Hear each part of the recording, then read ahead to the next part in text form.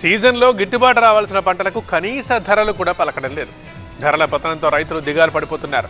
టమాటాకి అనుకున్నంత రేటు రాకపోవడంతో రైతుల నుంచి కొన్న టమాటాని జనసేన నేతలు ఉచితంగా పంపిణీ చేశారు.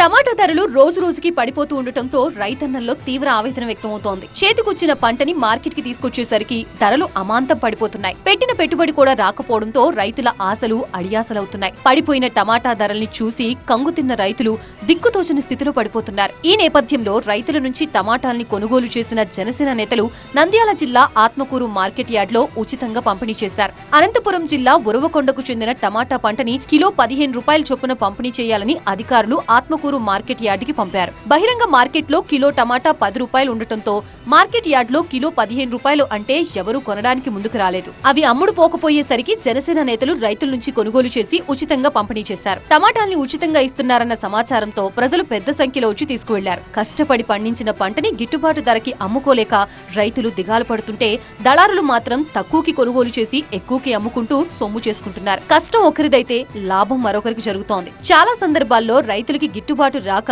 ఆర్థికంగా తీవ్ర నష్టాలు పాలవుతున్నారు.